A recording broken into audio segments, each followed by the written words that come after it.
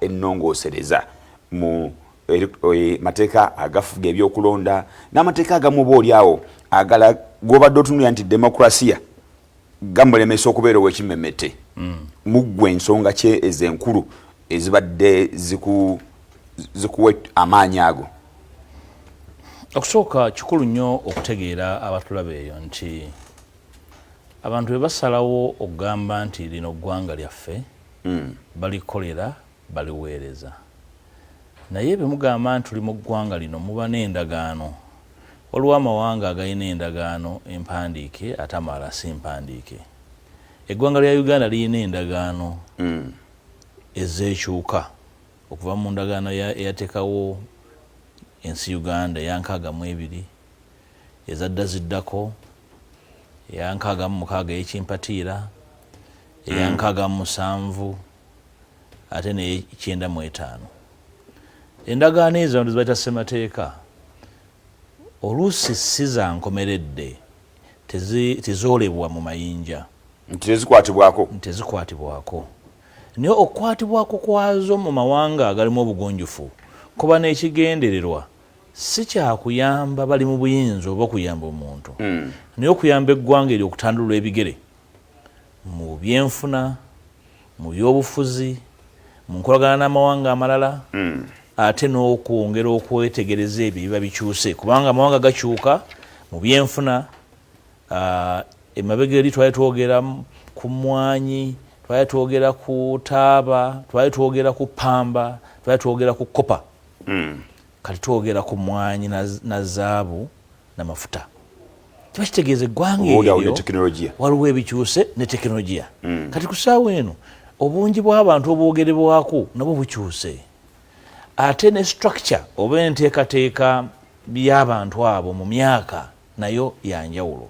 Kiba kitegeeza nti waliwo ebikyuse bingi, ekyo kikyusa endowooza, entendeka y'emyaka n'emitendera, the passage of time and generations, ekyusa ebirowoozo, eteesa tastes and preferences, ekyusa abantu bye baagala okusinza bye beegomba, bye balaba ewalala, bye bawulira n'ebyo bye baluubirira okutuukako ku lw'abaana n'abazzukulu. Y'ensonga lwaki amateeka gakolebwa ne gajjululwa, tegajjululwa kutuukiriza bigendererwa byakiyita mu luggya. Kakati okuddamu ekibuzo kyo obutereevu, mbadde njala kukuwa ennyanjula eyo tutegeere lwaki amateeka gakolebwa era gakolebwa kuyamba ki na ku lwaki gakyusibwa. Kubanga ensi ekyuka, ebirowoozo bikyuka, emyaka gikyuka, obwetaavu bukyuka. Bwe twakola ssemateeka wa 95 bw'otunuulira ennyanjula ya ssemateeka oyo ayogera ebigambo ebikulu ennyo, n'agamba ffe bannayuganda nga tusinzidde mu byafaayo byaffe ebibaddemu effugabbi, ebibaddemu obwannakyemalira, obutakkiriza kukyusa buyinza n'okweremeza ku buyinza, twekoledde endagaano eno eneetutambuza ebyo byonna byonna nga tubikubye amabega. Kitegeeza nti yakolebwa nga lw'okufumiitiriza ku byaliwo n'ebiyitiddwamu emirembe egiyise. Y'ensonga lwaki bw'obanga osoma ennyanjula eyo ate n'olaba ebikolebwa abakulembeze bennyini abaagikola nga bye bimu ku bazzeemu buto okukola amateeka agabalemeza mu buyinza, effugabbi, obwannakyemalira, awo olowoleza nti ndowooza bannaffe ebyafaayo babisoma kuyita bibuuzo so si kuyamba ggwanga kugenda mu maaso. Era bagamba nti ebyafaayo biddiriŋŋana n'ebyafaayo eby'obujega era bikolebwa bajega. Ebyafaayo ebirungi birondoola abo abakola ebirungi, ebyafaayo eby'obujega era birondoola abo abakola eby'obujega. N'olwekyo bw'osinziira ku ssemateeka oyo n'ennyanjula eyo n'ogamba nti mwerabidde ekyakkaanyizibwako ekyasookera ddala, kubanga ssemateeka oyo yakolebwa ng'alimu empagi enkulu ya bisanja, era empagi y'ebisanja yajjuliriza kiri ekiri mu nnyanjula nti obutakyusa buyinza n'okweremeza mu buyinza. Bw'ojja bisanja oba okoze ku nteekateeka y'obutakyusa buyinza. Alipoota ya Odoki eyasinziirwako okukola ssemateeka, ekyo kyekyali ekikulu, oyinza okugamba yali empagi Sseddugge nga bazimba ssemateeka oyo. Naye bwe baagenda mu debate n'obeerawo abaleetamu n'akalipa akalala nti bw'onooba otulemye ku bisanja tunakukwasiza ku myaka nagyo negivaawo ne bateekamu n'ekyemyaka 75 nti ne bw'obanga ddala oli mulungi nnyo bw'oba olina emyaka 75 n'okweyongerayo tosobola kufuga Uganda. Naye era tujjukira bulungi nti ky'75 ekyebisanja ebibiri tekyaliko nnyo kalumanywera. Buli muntu yali akikkaanyaako nti ne bw'oba mulungi otya era ojja bifuga ogende, ne bw'oba muto era ojja kufuga ogende, ne bw'oba mukadde era ojja bifuga ogende, era ojja kgenda. Kasabira bimeka bibiri. Kati debate y'emyaka yo ng'egamba nti ekyemyaka omuntu kasita abanga ddala akyasobola okukola, eyo si nsonga, kati tumutaddeko ekkomo eri 75. Naye kati ekyaleetebwa mu budde obwo debate yaliwo abali nga bagamba nti muli mu kutagetinga mwami Obote, kubanga Obote yalina emyaka 73 nga Ssuuni agenda ku 75, agenda mu 75. Kati nekirowoozebwa nti abaleeta akawaayiro akati sikaali mu original report y'Odoki bali batagetinga, bali amaaso bagatunuuliza mwami Obote. Eyo si ensonga, naye ekikulu nti bali bataddewo roadblock endala nti bw'obuuka eno entokola ki tugibuuka. So bwe byaggyibwamu, bwe twaggyako ekkomo ku bisanja mu mwaka gwa 2005, okwo kwali kudda mabega kw'amaanyi nnyo mu byafaayo bya Uganda. Kuba kyakitegeeza nti ensiisira mugiddyeemu empagi enkulu ebadde egiwaniridde. Empagi eyo yalina okulera ssemateeka, engozi mugiggyeewo, kati omwana mumulerera ku pampa. Owekitiibwa onyonyodde bulungi nti okusinziira ku ssemateeka gutambulira ku kati wa 95 bingi bye twatunuulira ne preamble ya constitution eyo ekiraga enyanjula nti byali tebitambula bulungi. So bwe tebitambula bulungi gw'ogamba nti ne ku ssaawa ero we tuli byenkanankana ne bwe byali luli nabwo ekyo kigwanidde oba oli awo okuddamu okukola enkyukakyuka eno. Abamu kubagamba nti byoleeta tebyandize mu kaseera kano, bagamba nti akaseera k'obukireeteddemu oba oli awo kiba divertinga okuva ku mulamu omukulu bogo bagamba ogw'okuggyako dictator. Singa waneteddeko omu ku bo n'embeera naye mu programu alina ebirowoozo ebyo, oba sirwala era omulala ompitanga n'abeerawo wano tubeera ffenna ne babeera babiri oba basatu nga ndi omu, bategeeze eggwanga nti bo mu kuggyako nakyemalira baagala kukola bukozi bya kugenda ku mikolo, kugenda mu kalulu nga mukolo. Katuyambe abatulaba biki byendowooza nti bikulu mu kaseera kano, basinzireko bagambe nti obudde buyise. Ekisooka ssemateeka okuba nti mutegeera bulungi namwawuzaamu emirundi 3. Waliwo obuwaayiro bw'osobola okukyusa mu ssemateeka mu article eya 26 nga obukyusa nga palamenti ate nossaako n'akalulu k'ekikungo referendum. Article 261 waliwo obuwaayiro bw'osobola okukyusa gwe nga palamenti ne2 ebya gavumenti ez'ebitundu, 2 palamenti, 2 enkiiko za gavumenti ez'ebitundu eza district local government. Article 261 bw'osobola okukyusa bwokka nga palamenti nga tewali mulala akuyambyeko. Kakati mu mabago ge naleeta ebyo byonna nzize mbyawula. Nyina amabago gendeese nga gakukyusa mu ssemateeka nga palamenti tulina obuyinza obwenkomeredde obubikyusa nga temwegenze mu referendum nga tugenze mu local government. Naye n'ebyo ebyetaaga referendum era ndeese ennongoosereza mu tteeka lya referendum amendment bill yemu kuzendeeta nga ngamba nti ku lunaku etukuba akalulu akaawamu wabeerewo box endala ey'akalulu ka referendum. Waliwo ebibuuzo bingi nnyo bannayuganda bye bandyagadde biddibwemu.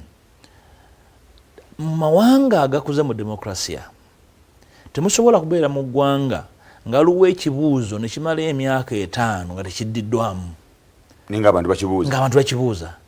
Abantu basalawo dda nti decentralization yafa neziikibwa n'omusika n'agwa eddalu, esigala mu bigambo na biwandiiko. Abantu baagala enfuga endala esobola batuusaako obuweereza. Bw'oba oyagala okukikyusa nga kyetaaga referendum nkuwadde akadirisa nti ku lunaku etukuba akalulu ebeeremu weetaaga bwetaazi box endala eva ewa mwami Mulwana mu factory ya Mulwana n'obupapula obuliko ekibuuzo okuddamu ye oba nedda. Kakati gwabadde yeekwasa nti weetaaga obudde bungi n'ensimbi nnyingi, ky'obadde ogamba amanyi kuggyeko, mbuulira ssente mmeka ezo ezitaaga obubokisi n'obupapula bwe bakubira wali mu industrial area okuddamu ekibuuzo kya referendum enfuga. So kiyinza okuba nga si kimu, ebibuuzo bingi nnyo. Amawanga agasinga ge twegomba buli wabeerayo akalulu akaawamu wabeerayo either ebitundu oba eggwanga lyonna nga lirina ekibuuzo kye liddamu ekya referendum. So ne article 206 njiwadde akadirisa nti wali ebibuuzo byetaaga referendum biddibwemu lunaku olw'okulonda. Obudde obwa parliament okuba akalulu okukyusa ekintu kyonna mu ssemateeka ng'ekola ne gavumenti ez'ebitundu weebuli. Bw'oba oyagala kuyita kanso ya Wakiso omala kukuba saagala-galamidde. Okulembeze bamanyiddwa ate batono ne bwe bali bamanyiddwa. N'olwekyo omutima ogwagala okukyusa kyekikulu. Ekyokubiri ne bannayuganda naddala bakakalukanyi b'ebyobufuzi okwagala okukola ekituufu nga tebaagala bwagazi kukola bibanyumira na byangu nakyo kyekikulu. Kasi okwagala ebiri convenient ebyangu wewali kalumanywera ekyo ekya ssemateeka nkikulaze ng'ekisobola omukyusaamu. Ebimu ku bye tuyita consequential amendments nti bw'omala okukyusa ssemateeka bw'oba oyagala atambule ate olina n'amateeka amalala gwagala ogwolina okukola ki okukyusa. Ekisooka etteeka erironda Presidential Elections Act nalyo nakola ebbago eryagala oddikyusa nga nyina ebintu byentajetinga ebiwerako n'ebimu ku byo byandyangwidde bannayuganda abali abatulaba nti obulu bwe tubaddemu ebbanga lino lyonna bubadde bulumira nebaako n'okulambika kwewa okutagobererwangako. Kandeeteyo ebyamangu mangu byendowooza nti byandyangwidde abatulaba okulowoozaako. Ekisooka ebbanga lyonna wabaddewo obuzibu, omuntu abbiddwako akalulu ogenda mu kkooti. Ogenda mu kkooti okuŋŋaanya obujulizi ofuna affidavits obulaga nti bakubbye ekimala.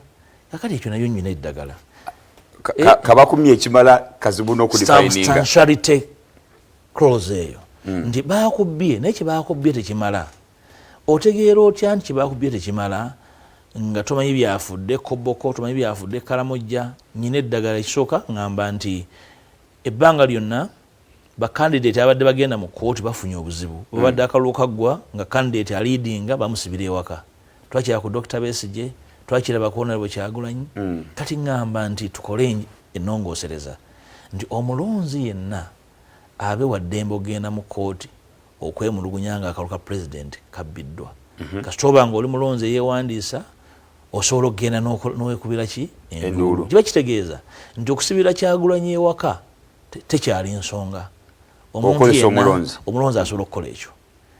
Ekyokubiri oba ogamba nti kiyinza okubeeramu ebyakiyita mu luggya nga munnamateeka ne mmanya nekiteekako kye bayita security nti bw'oba tonnabagenda mu kkooti olina okubaako ssente z'essalira z'oteeka mu kkooti gwe omulonzi owa bulijjo atali candidate bw'oba oyagala okugenda mu ki zinaasoboka.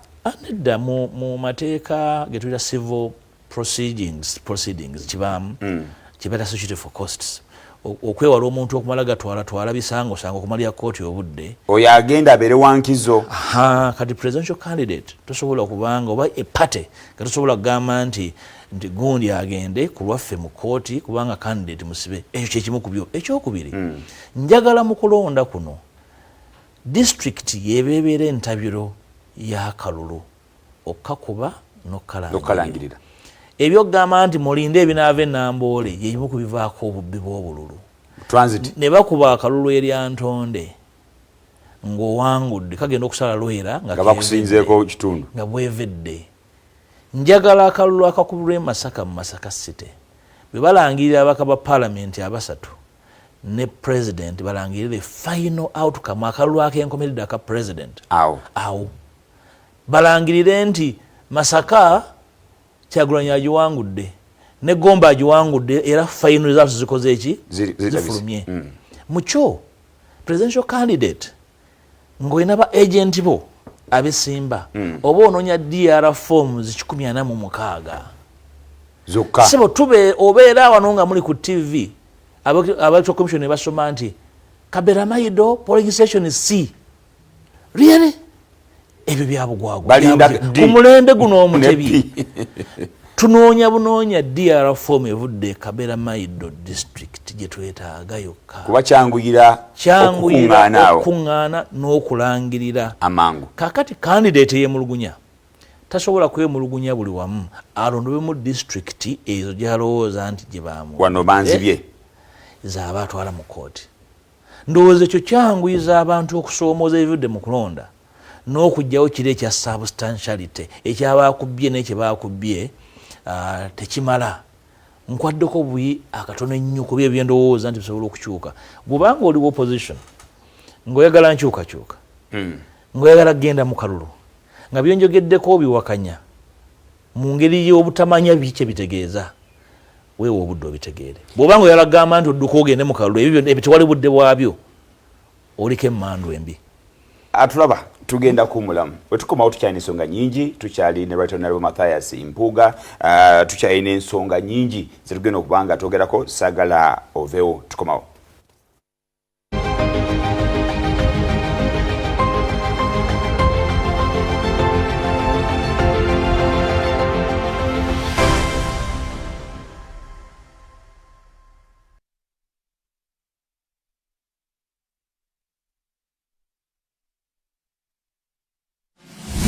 kiriko kati ku BBS kiwagiddwa yenze Romis Portable kawoomera musanyusa The Vibe Master muno ku kino kyaliwo era tekyaliwo sembera ombongeku nkujjuza essanyu n'obuvumu loza ku buwuumi obujjuvu okuviira ddala mu bibala ebyaffe ebyawano ndi ku mutindo gwa nsi yonna kyekinsukulumiza ku balala wamune Kintox eddagala erifuuyira ebikutawanya mu njuuyo byonna musange mu maduuka ne mu supamaketi zonna ezikulinaanye tuba na kutya nga kabaka Kintox mwali mu nnyumba wamune Lubiri High School erisangibwa mu lubiri lwa Ssaabasajja Kabaka Emmenja tabuusibwa olw'engeri gye bateekebwamu lino ly'essomero eriddukanyizibwa ku musingi gw'Obwakabaka ogw'empisa ennono n'obuntu bulamu awalina omutindo gw'ebyenjigiriza ebyo bikakasiddwa okumalira ddala emyaka mingi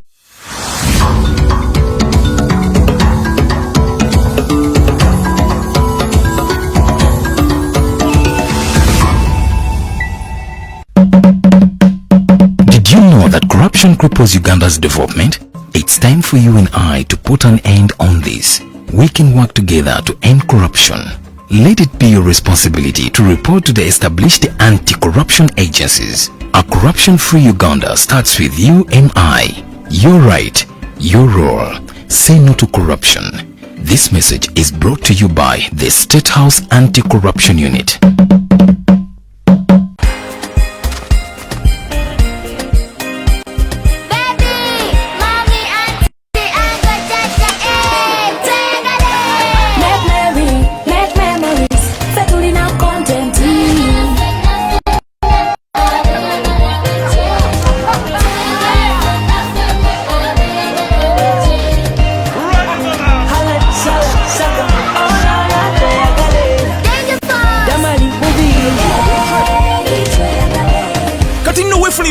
Obosigale nga weeyunze ku GoTV weeyagale mu nnaku zino enkulu kati nno okuviira ddala ku mutwalo gumu kitundu zokka osobola okwefunira pakeji gy'okunyumira awamu ne famire yo.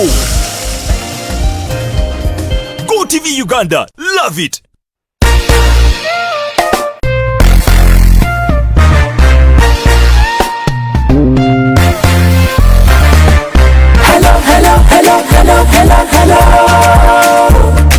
Yefe primary checho primary tata kusoma siku lya mmere siku lya mmere nakalo matanga ketwafuna ketwafuna Masaka site mwetusangibwa mwetusangibwa abazadde baffe mwebale okuweerera naffe tusoma abasomesa mwetubeebaza okunyiikira nga temukowa tujja kusoma bakalasiti bakalasiti. Let us celebrate, cause we are on top. We are the ambassadors, we shall never stop.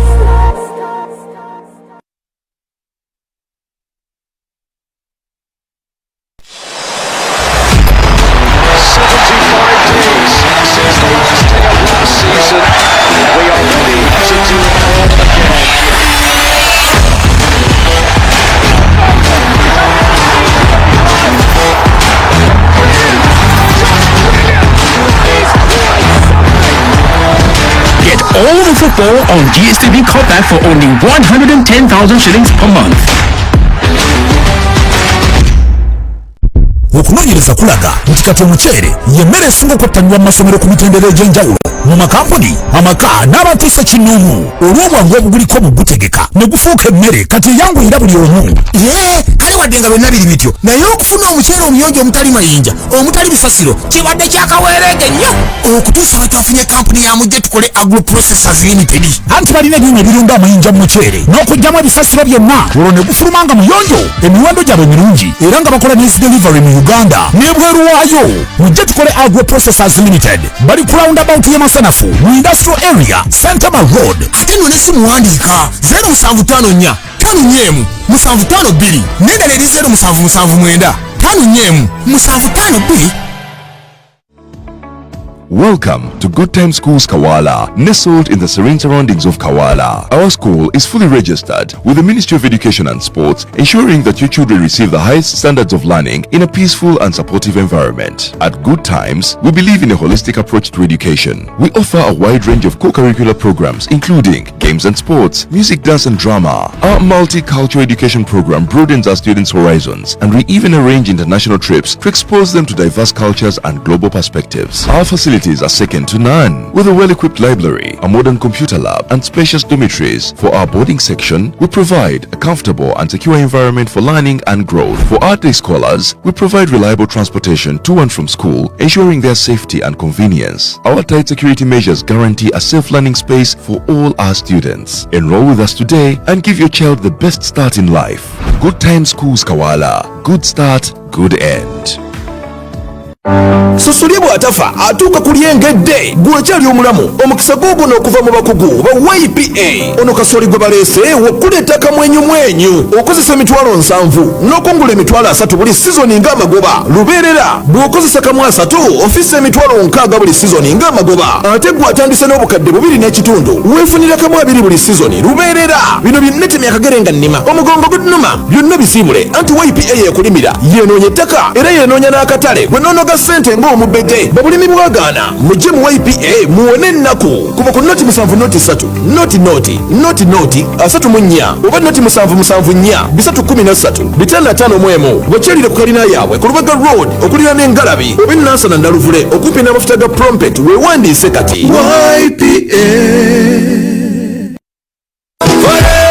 Wano katuyingira omwaka mu ssanyu eringi wakati mu Fireworks n'aba Exmo Events bakafuluma Fireworks mu bika byonna tuweerabira balina stage amataala ne screen ziwaguuga mu bika byonna tulina mega tents mu bika byonna ne barriers basange mu kibuga Kampala ku Zainabu Aziza Emporium okumpi n'omuzikiti gw'e Nakasero basekulu mu namba L6 C120 bakola ku clearance ya police. Ate tuweerabira ebisale byabwe bisaamusaamu okumanya ebisingawo bakule ku 0200 96 0M 82 oba ku 0774 34 32 58 oba ku 0704 34 32 58 oba baweereze ku email address yaabwe exmoevents@gmail.com. katuyingira omwaka mu ssanyu n'aba Exmo Events. Welcome to Atlas High School, located in Gayaza. We are a modern private, mixed day and boarding secondary school with modern dormitories for our students. We teach arts and sciences with well-equipped computer, physics, chemistry, and biology laboratories. In a quiet and clean environment, we provide quality education to all students in O and A level with well-trained teachers. Our students engage in co-curricular activities, including football, netball, volleyball, basketball, cycling, and many more. Registration is in progress. Find us at Gayaza, Kalaji Road, 10 miles from Kampala, or call us for details. Bwana mukulu Father Mathias Joga olukiiko olutesitensi wamu n'abakristo aba Our Lady of Grace Nandere Parish n'essanyu lingi bayita abantu mwenna okubeegattako mu kwebaza Katonda nga bajaguza emyaka 25 ejja parish eno. Omukolo guno gujja kubeerawo ku Sunday ng'ennaku z'omwezi 8 omwezi ogw'Ekumi awo wennyini ku Nandere Parish. Era omukolo guno gulitandika n'ekitambiro kya misa ku ssaawa 4 ez'okumakya nga kiri kulemberwamu omusumba w'essaza lya Kasana Luweero Bishop Lawrence Mukasa era nga Katikkiro wa Buganda Oweekitiibwa Charles Peter Mayiga y'omu ku bagenya baneetaba ku mukolo guno okwebaza Katonda okumanya ebisingawo ku nteekateeka eno osobola okuba ku noti 762 noti ne noti 772 tunasanyuka nnyo nga muzze twebalize wamu Omukama. Abantu ab'enjawulo basisinkana okusomoozebwa mu byobulamu era bangi tebalina busobozi kwetuusaako obujjanjabi obw'omulembe. Eno y'ensonga lwaki ekitongole kya Kabaka Foundation kivuddeyo okutaakiriza embeere okuyita mu nteekateeka eyatubeere balamu health campaign. Abantu mwe bagenda okufunira obujjanjabi ku bwereere era ng'enteekateeka eno egenda kutandikira mu ssaza lya Ssaabasajja Kabaka ery'e Buddu awo ku kitebe ky'essaza okuviira ddala ng'ennaku z'omwezi 5 okutuukira ddala ng'ennaku z'omwezi 6 omwezi ogw'e12 omwaka guno ng'olusiisira lw'ebyobulamu luno lugenda kutunuulira endwadde ez'enjawulo ng'endiisa n'endabirira y'abakyala abali embuto, endwadde mu baana, ez'amaaso, ez'amannyo, obulwadde bwa nnalubi, okukebera obulwadde bwa kookolo ssaako n'endwadde endala nnyingi. Okumanya ebisingawo kuba ku noti 7 noti 9 678 nauti 66 nga bitegekeddwa Kabaka Foundation, minisitule y'ebyobulamu wano mu ggwanga ne minisitule y'ebyobulamu mu Bwakabaka bwa Buganda ne biwagirwa Buganda Kombucha, Diamond Trust Bank, Aga Khan University Hospital, Jubilee Insurance, I&M Bank, CBSF, BBS Telefina ne bannamikaga abalala bangi.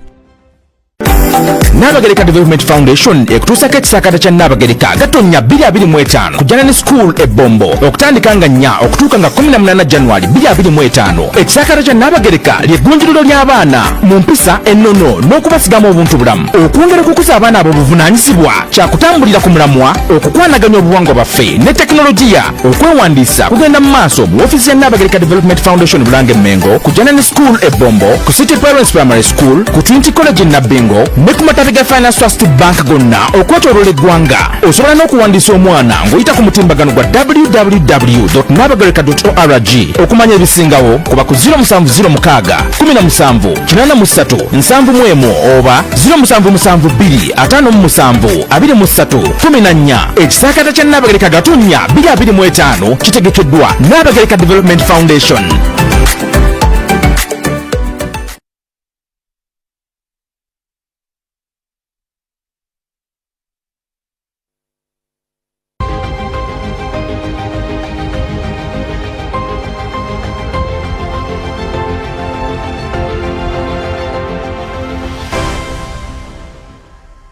Okuva mukumulako kubaza okuba ng'okyali naffe ku BBS Telefina eyaffe ndi ne Retonarewo Mathias Mpuuga atutunulira ebigenda maaso mu ggwanga. Tugenze ogenda mukumulamu nga tutunulidde enteekateeka zaalina naddala credit reforms. Omuntu era akyebuuza n'agamba nti reforms zino abamu batunulidde kadde 2026 naye eyinza okuba solution eyannamaddala naddala nga bw'otunulira bwe tweteeseteese.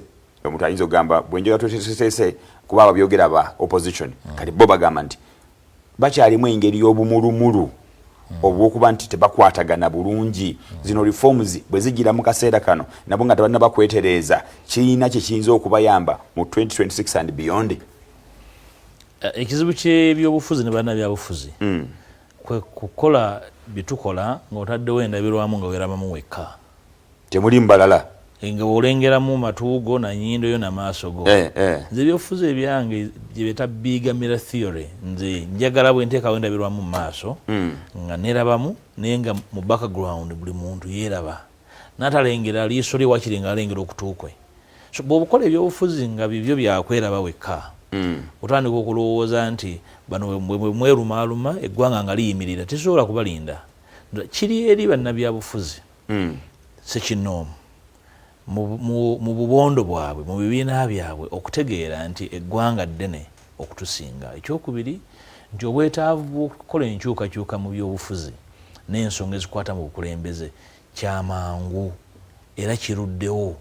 So omuntu yenna yeekwasa obusongasonga nti kubanga gundi yerumye n'egundi, gundi yayombye n'egundi, bano bayombedde kino nti kigaane eggwanga okutambula, kitugaane okwefumitiriza okukola amateeka aganaalera eggwanga lino.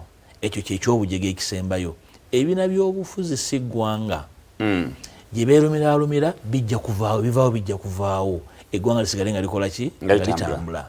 So n'olwekyo tewali muntu yenna yeekwasa kibiina kya bufuzi mwava kyekimuganya okulowooza ku kisinga obunene. Ekyo kya bunafu. Sirowooza nti omuntu yenna awa endowooza eyo nsobola omuwuliriza.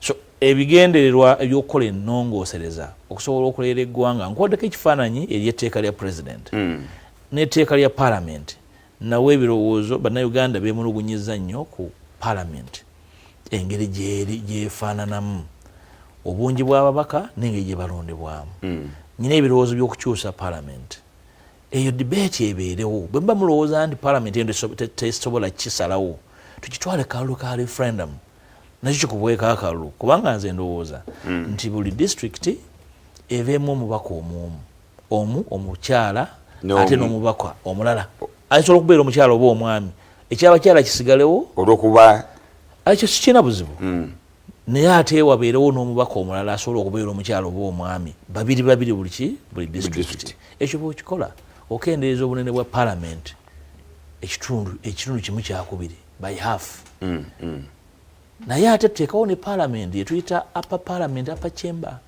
ng'erimu ababaka 39 bokka bo nga bavaawa nga bava mu district nansangwa ezaaliwo nga tukola ssemateeka ono aliwo bw'otunulira district ezo kyekifaananyi ky'abannannyini Uganda bw'ozitunulira n'ogamba nti eno district kyekifaananyi ekijjayo baani abassaawo ensi Uganda awo basobola okubeera waggulu wa palamenti eno ey'owansi giyita ento lower chamber okubaako ebintu bye basalawo olw'obulungi bw'eggwanga ebintu ng'okugabana obugagga bw'eggwanga ebintu ng'abantu abalondebwa pulezidenti okulaba nti bava mu ludda lumu mu kika kimu mu nnyumba emu n'ensonga endala nnyingi nyo zasobola okusalawo nga tuzikkaanyizaako ojja kwesanga nga palamenti ey'owansi n'ey'owaggulu tesukka babaka 305 okuva ku 505 bye tuyina nga suubira n'okweyongerako ekyokubiri okulaba nti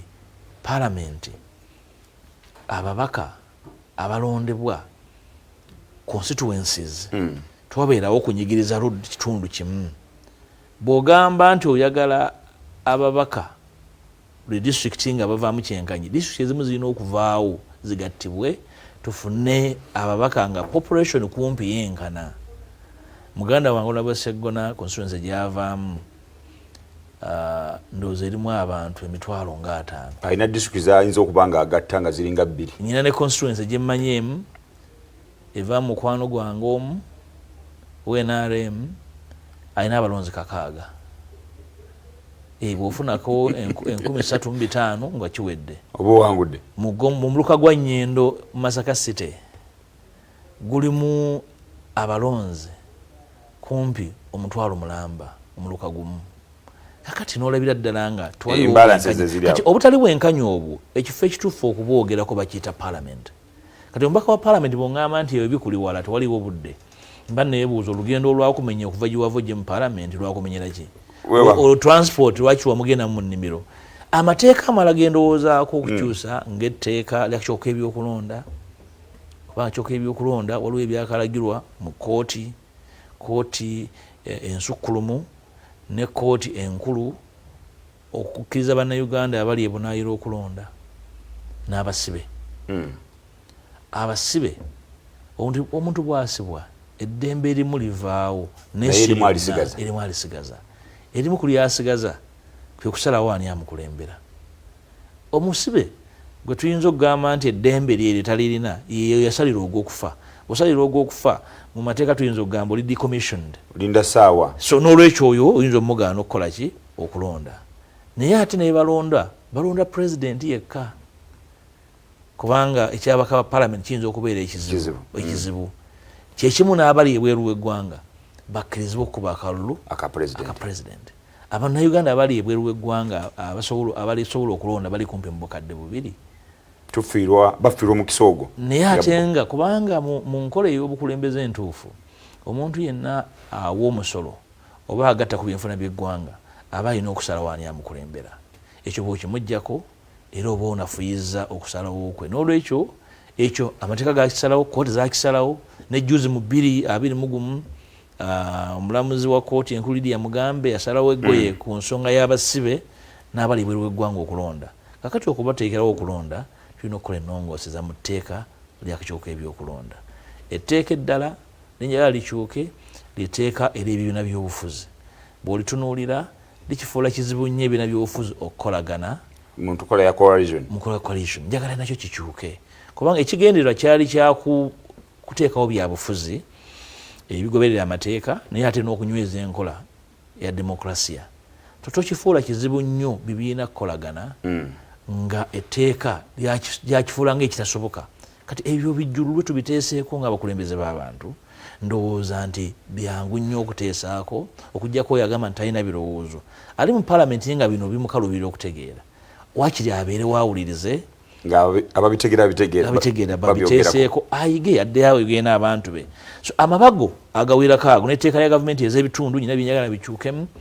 So ensonga ezo tetusobola kugamba tewaliwo obudde weebuli n'ensimbi weeziri. Weewaawo onaliwo nga tumaliriza akadde katugenzeeko. Ensangi zino tuwulira pressure group ya DP block egenda maaso n'okuyita my leader naye ng'ate tukimanyi bulungi nti oli member wa kibiina kya NUP ekibiina kirina leader of opposition mu parliament era nga oli commissioner wa parliament w'eggwanga lino Uganda. Omuntu ayinza okwebuuza olina kyobala 226 ekyawukana ku nteekateeka za NUP. okubala abalooko kwabwe kubera kwa bwannakigwanyizi munnabyabufuzi yenna abeera straight ku kyaliko. Bame ba DP block banywanyi bange enkoza nabyo ebyobufuzi bukyambitandika kubanga entandikwa yaabwe ba DP ofaanako nange. So pressure groups bbiri eyeyita my leader n'endala eya DP block be babadde baogera nange ku nsonga eyo naye nabawa amagezi era genkyabawa bategese n'omukolo ku Lwokutaano nga mukaaga wano mu Malibu Gardens e Namirembe kubagamba tusooke tukole ekintu ekikulu kimu tukunga abantu abaagala enkyukakyuka twogere ebyessalira ebitambulira ku nkyukakyuka. Ekyokusalawo ani aneesimbawo kireke kubeera kyakiyita mu luggya. Twetaaga okutuula mu muti omunene oba mu tenti ennene ng'abavuganya. Twefumiitirize nti mu kusimbawo candidate kuba president tunoonyaamu ki kukwatamu firimu oba twetaaga ddala nkyukakyuka za nnamaddala. Kye tunaaba tusazeewo ekyo si kyange kusalawo nti neeyagaliza nedda gwe tunaasalawo nange gwe njogenda naye nga abali ku ludda oluvuganya gavumenti esebo abo abalowooza nti okukolera awamu kyekisinga obulungi. So si byagamba nti zenneesoose nedda si byakwesooka bwesoosi bifaanako ne tufaananeko nga muganda wange Katumba oye ebyekika ekyo ebyekita mu lujja nedda ogambe nti nange mu byafaayo by'omugenzi yaliko ku ballot paper ya president ekigendererwakyo. Sirowooza nti mu kiseera kino ekyo omuntu afaanana nga nze kyeyandibadde aluubirira ne nduubirira okulaba obumu bwa opposition. Bintegeeza obumu sitegeeza abantu abakkaanya ku buli kimu ekyo nakyo njala kitegerekeke. Era totegeeza abantu bava mu bibiina byabwe bya bufuzi kubivaamu kugenda mu kirala. Okukolera awamu tikitegeeza nti muli ba mukwano gwasaza mu kabu ne wali kyo bayita bulungi bwansi nti ku olw'obulungi bw'eggwanga nina byesikkaanya naawe naye tujja kukola tujja kutambula niye tutakkaanyaako ne tubirambika bulungi nga si bwannakigwanyizi nga si bukyayi nga si bukola byakiyaaye naye okugamba nti waliwo ekkatala ery'okuggusa tujja ddikola ffenna. So wakati wange ne banywanyi bange aba DP block ne tiimu endala ya my leader ekyo kye tuli mu kwogerako kye twagala okunyweza tukisibe tukinyweze tukiguze abalala tutuule twogere tusalewo eggoye ku ngeri gye twagala okugendamu mu kalulu akajja. Situwagala kagendamu bugenzi kutuusa mukolo tugaye nti naako twakalimu gundi naafunayo ekifo nange nenfunayo kiri ebyo byonna tubiyiseemu. Obubaka bwa palamenti mbubadde emirundi 3 bemba nkyabwagala abantu banyendo mukungwe basobola okubunnyongera n'enkomawa ekyo simanyi. So n'olwekyo ekyebifo kirungi nnyo era kikulu kubanga okubeera mu MP kintu kyakitiibwa nnyo abantu oba bakwadde obuvunaanyizibwa obwa waggulu naye ate waliwo n'okukola ebisingako awo ogamba nti twefiise twetowaze tuwuliziganye tukkaanye nti tabaala wano gwe tabaala wali tukyuse eggwanga lino nga tuwuliziganya si lwakuba nti tuli ba mukwano. Nga tumaliriza ekigambo ekisembayo eri eggwanga lya Uganda naddala embeera gye tuyitamu mu biseera ebyakalulu obadde oyogera ku mbeera ebeerawo nga ne firimu zivaamu oba oliawo nga tezinyuma muli okuba amasasi okukwatibwa obubi okusibwa kw'abantu ab'enjawulo n'embeera nga weeri kati ne Kano Kizza Besigye already ali mu komera mbeera yemu egenda maaso n'okuba nti etambula. Omuntu yeebuuze kigambo kye kyewandiwadde abo bagenda okwenyigira mu kalulu nga abesimbyewo naye n'abalonzi kosa n'omuwendo omunene tuntundu eri abavubuka oba oliawo kati abatali bangu nnyo ne ku mutimbagano ebigambo bye boogera n'okuvuma n'okuwemula nga tuli mu mbeera eno ey'akalulu. Kyoyinza okwebuuza nti bw'owemulira ku mutimbagano n'ofuna abawagizi bameka era n'oweyongerako ki? Nza tulina okwegendereza abantu abamu abali ku mitimbagano abavuma abalina okwemula abantu si bankyukakyuka